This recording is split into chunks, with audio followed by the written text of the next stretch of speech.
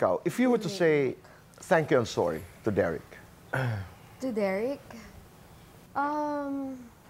Thank you kay Derek kasi hindi ka napapagod sa akin kahit ang dami kong utos sa'yo. At ang dami kong reklamo pa minsan, naririnig mo lahat.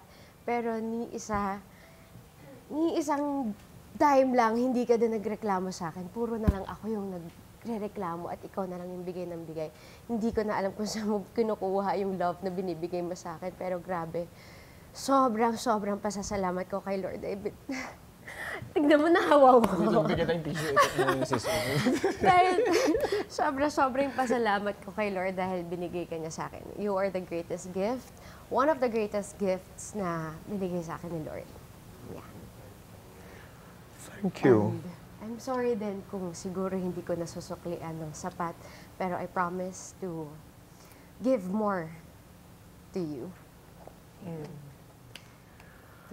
Ay, maraming salamat sa inyo.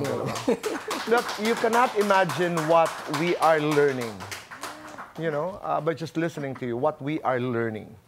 And again, bumabalik yung patience, humility, you know, inflicting pain on people we love.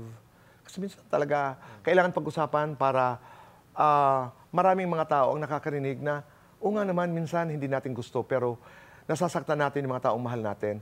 At pag pinatawad tayo, ilagay mo yung sarili mo doon sa kanila. Why was I forgiven? Diba?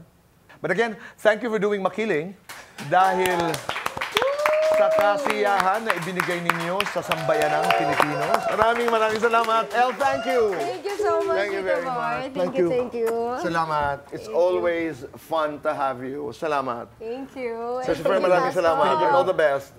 All the best. Magpasalamat tayo. At imbitahan pa rin natin sila. Yan, once again, finale week na po ng Makiling. May 3, last day na po ito ng Makiling. So, sana po panoorin. Nagiging emotional ako kasi minahal po talaga namin itong show na to. And sobrang malapit sa puso ko yung pinaka-finale na ginawa ko doon. Kasi hindi ko akalain na yun ang magiging ending ng Makiling. So, sana makita nyo at masubaybayan nyo na at masuportahan nyo kami hanggang dulo. So maraming salamat po sa inyo. Ayan, ako gusto ko na po magpasalamat sa lahat. Siyempre naman ang nanonood ng grabe po talaga. Ako masasabi ko po, ito yung pinakamahirap na nagawa kong serye. Pero ito yung pinakabinuhos ko yung puso ko na serye. So proud po ako sa kung saan man ang narating nitong Makiling na to. Proud po ako sa director ko, sa prod po namin. Sa lahat. Lagi full support po ang public affairs sa kahit saan po kami pumunta.